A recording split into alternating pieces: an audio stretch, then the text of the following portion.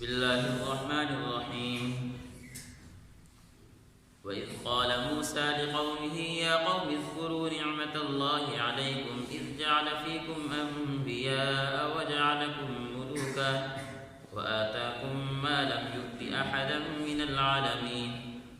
يا قوم ادخلوا الأرض المقدسة التي كتب الله لكم ولا ترتدوا على أدباركم فتنقلبوا خاسرين. ترجمہ آیت: اور اس وقت کا دھیان کرو جب موسیٰ علیہ السلام نے اپنی قوم سے کہا تھا کہ اے میری قوم، اللہ کی اس نعمت کو یاد کرو جو اس نے تم پر نازل فرمائی ہے کہ اس نے تم میں نبی پیدا کیے، تمہیں حکمران بنایا اور تمہیں وہ کچھ عطا کیا جو تم سے پہلے دنیا جہاں کے کسی فرد کو عطا نہیں کیا تھا۔ اے میری قوم، اس مقدس سرزمین میں داخل ہو جاؤ جو اللہ نے تمہارے واسطے لکھ دی ہے، اور اپنی پشت کے بل پیچھے نہ لوٹو ورنہ پلٹ کر نامراد جاؤ گے۔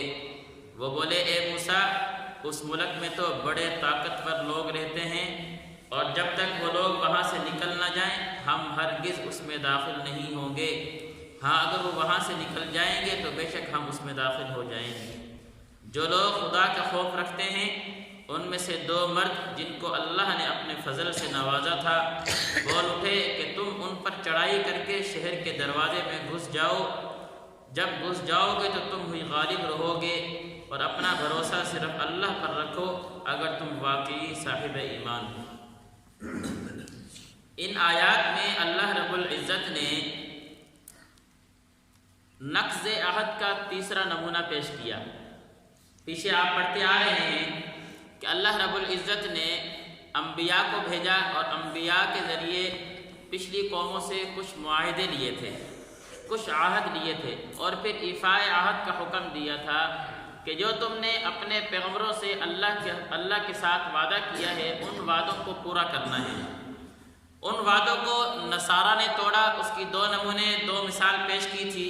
یہ تیسری مثال جو یہودیوں نے موسیٰ علیہ السلام کے ساتھ توڑا۔ خلاصہ اس کا یہ کہ جب اللہ رب العزت نے بنی اسرائیل کو فرعونیوں سے نجات دی اور قوم فرعون کو غرق کر دیا، اس کے بعد اللہ نے موسیٰ علیہ السلام کو کہا کہ اب اپنی قوم کو کہو کہ چلو عمالقہ کی طرف، شام کی طرف، بیت المقدس کی طرف جو تمہارے آب و اجداد کی سرزمین ہے اس کو فتح کرو اور اس کو اپنے مقدر میں لے لو، ان کو وہاں سے نکال بھیجو۔ تو یہ قوم بنی اسرائیل کی قوم تھی، تو یہ کہنے لگی کہ نہیں جی، ہم وہاں کیا کریں گے، فرعون کو تو سمندر میں غرق کر دیا، اب یہ وہاں لے جا کر ہمیں مارنا چاہتے ہیں۔ تو کہنے لگے اذهب انت وربك فقاتلا، کہ اے موسیٰ تو جا، تیرے رب جانے، ہم تیرے ساتھ نہیں جاتے، ہم تو یہیں بیٹھے ہوئے ہیں، انتظار کر رہے ہیں۔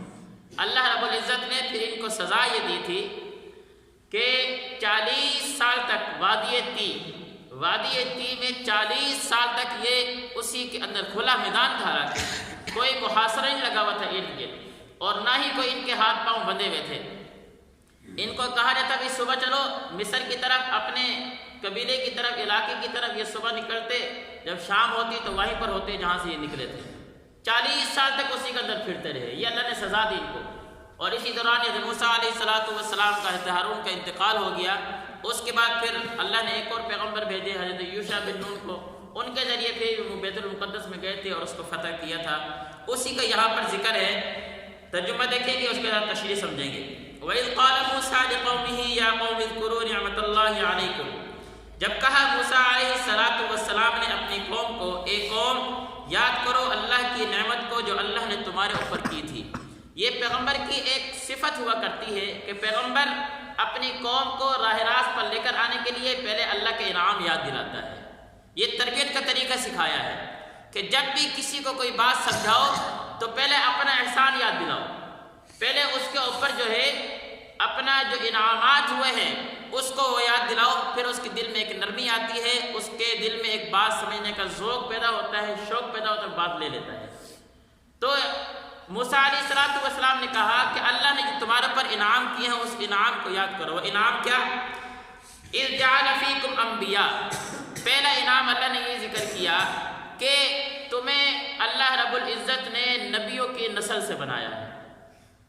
اور روایات میں آتا ہے موسیٰ علیہ السلام کے بعد سے لے کر عیسیٰ علیہ السلام تک بنی اسرائیل میں کم و بیش 1000 انبیاء آئے۔ یہ تھوڑی بات نہیں ہے، انبیاء کی نسل ہونا کتنا بڑا اعزاز ہے، یہ اللہ کا کتنا بڑا انعام ہے کہ اللہ نے تمہارے اندر سے انبیاء کو چنا ہے۔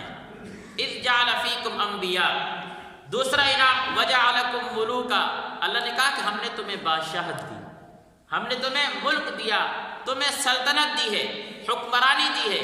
یہ اللہ کا بہت بڑا انعام ہے کہ کسی قوم میں اللہ رب العزت حکمرانی عطا کر دے ہیں۔ آج جو صدر ہوتا ہے، جو وزیر اعظم جس قوم کا ہوتا ہے، وہ قوم اپنا اعزاز مناتی جی وزیر اعظم ساڑھے کیا ہے، ساڑھے مذہب، ساڑھے کیا نام ہے قبیلے دا، شوق سے کیا ہے، نام ذکر کرتی ہے، فخر سے۔ اللہ نے فرمایا وجعلکم ملوکا، کہ اللہ رب العزت نے تمہارے اندر بادشاہت رکھی ہے، یہ تھوڑا انعام نہیں ہے۔ تیسرا انعام اللہ نے فرمایا وآتاکم ما لم یؤت احدا من العالمین، کہ اللہ رب العزت نے تمہیں وہ عطا کیا جو دنیا جہاں میں کسی کو بھی نہیں دیا تھا۔ وہ نعمتیں آپ پڑھتے ہیں کہ جب وادی تین میں 40 سال تک یہ رہے، حالانکہ سزا دی جا رہی تھی ان کو، اس دوران بھی اللہ رب العزت ان کے لیے آسمان سے من و سلوہ بھیجا کرتے تھے، آسمان سے ستون نازل کیا تھا جو روشنی کیا کرتا تھا، پتھر سے 12 چشمے اللہ نے پانی کا بندوبست کیا ان کے لیے، کتنے انعامات کیے اللہ رب العزت نے ان کے لیے۔ فرمایا وآتاکم ما لم یؤت احدا من العالمین، اللہ رب العزت نے تمہیں وہ کچھ عطا کیا ہے جو تم سے پہلے کسی کو نہیں دیا تھا۔ اب یہاں پہ ایک سوال ہوتا ہے کہ امت محمدیہ کی فضیلت ساری امتوں پر ہے، کنتم خیر امت، قرآن مجید کی آیت ہے، امتا وسطا، تم بہترین امت ہو، ہے، لیکن بنی اسرائیل کو کہا جا رہا ہے کہ تمہیں وہ عطا کہ کسی کو بھی عطا نہیں کیا۔ اس سے تو پتہ چلتا ہے کہ بنی اسرائیل کی فضیلت امت محمدیہ سے زیادہ ہے۔ اس کا جواب مفسرین نے یہ دیا کہ نہیں، اس وقت کے جو لوگ تھے بنی اسرائیل جس ٹائم آباد تھے، اس سے پچھلی جو قومیں گزری ہیں اور اس وقت جو قوم آباد تھی، ان کے اندر اللہ فضیلت بتا رہے ہیں کہ اس وقت کے لوگوں میں اللہ رب العزت نے تمہیں یہ فضیلت دی ہے کہ تمہارے علاوہ کسی اور کو کوئی نعمت نہیں عطا کی اللہ نے۔ اور آج بنی اسرائیل تو نہیں ہے، آج امت محمدیہ کی فضیلت ہے۔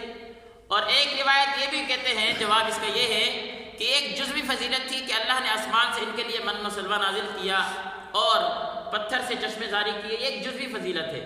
امت محمدیہ کو اللہ رب العزت نے کلی فضیلت تمام قوموں پر اللہ رب العزت نے فضیلت عطا کی ہے۔ وآتاکم ما لم یؤت احدا من العالمین، جب فرعون کو اللہ نے غرق کر دیا اور فرعون سے نجات دیا، اللہ نے کہا یا قوم ادخلوا الارض المقدسۃ التی، اے قوم داخل ہو جاؤ ارض مقدس کی طرف۔ ارض مقدس سے مراد مختلف اقوال ہیں، راجے جو قول ملک شام ہے کہ ملک شام کی طرف چلو، بیت المقدس کو آزاد کرو۔ التی کتب اللہ لکم، اللہ نے یہ بھی بتا دیا تھا کہ جاؤ بیت المقدس کی طرف، ملک شام کی طرف، فلسطین کی طرف جاؤ، اس کو جا کر آزاد کرو، اور تمہارے مقدر میں اللہ نے فتح لکھ دی ہے۔ یہ پہلے بتا دیا کہ جہاد کے لیے جاؤ اور قوم عمالقہ اس کو وہاں سے نکال پھینکو، اور تمہارے مقدر میں فتح ہے، پکی بات ہے، وہ ملک تمہیں مل کر رہے گا، لیکن نکلو۔ یا قوم، اے قوم داخل ہو جاؤ ارض مقدس کی طرف، التی کتب اللہ لکم، جو اللہ نے تمہارے واسطے لکھ دی ہے۔ ولا ترتدوا علی ادبارکم، اور اپنے پشت کے بل پیچھے کی طرف نہ لوٹنا، فتنقلبوا خاسرین، ورنہ کیا ہے، نامراد ہو کر لوٹو گے۔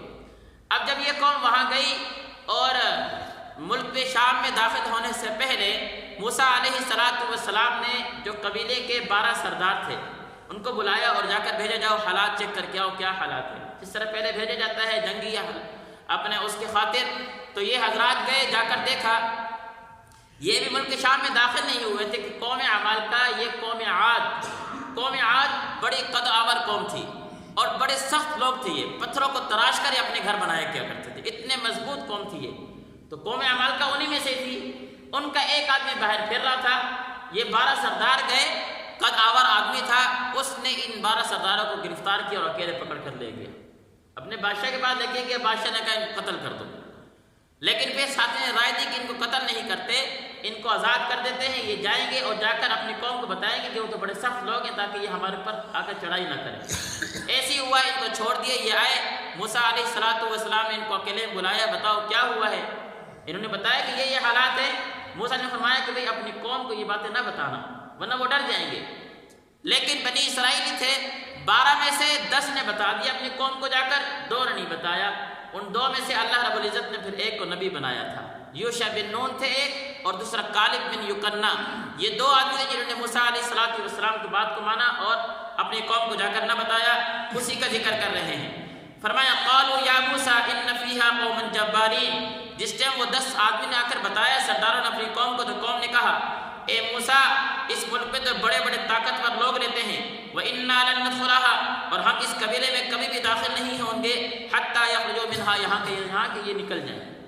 اللہ نے حالانکہ پہلے بتا دیا تھا کہ جنگ تمہاری ہے، فتح تمہاری ہے، وہ ملک تمہیں مل کر بھی رہے گا، لیکن پھر بھی نہیں، ہڈ حرامی تھی، ضدی تھے، جب تک وہ لوگ وہاں سے نکل نہ جائیں ہم ہرگز اس میں داخل نہیں ہوں گے۔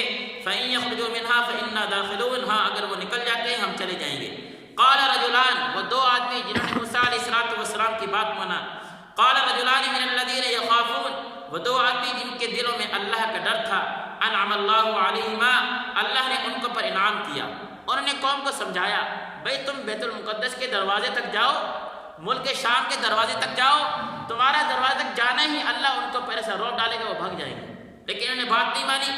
قال رجلان من الذين يخافون، کہا ان 2 لوگوں 2 آدمی نے جن کے دل میں اللہ نے خوف ڈالا تھا، انعم اللہ علیہم ادخلوا علیہم الباب، کہ داخل ہو جاؤ دروازے تک، فَإِذَا دَخَلْتُمُوهُ، جب تم داخل ہو جاؤ گے، فَإِنَّكُمْ غَالِبُونَ، بے شک تم غالب ہو کر رہو گے، وَعَلَى اللَّهِ فَتَوَكَّلُوا إِن كُنتُم مُؤْمِنِينَ، اور اگر تم اللہ پر بھروسہ رکھو گے تو تمہیں حقیقتاً تمہیں فتح مل کر رہے گی۔ وَعَلَى اللَّهِ فَتَوَكَّلُوا، اور اپنا بھروسہ صرف اللہ پر رکھو اگر تم واقعی صاحب ایمان ہو۔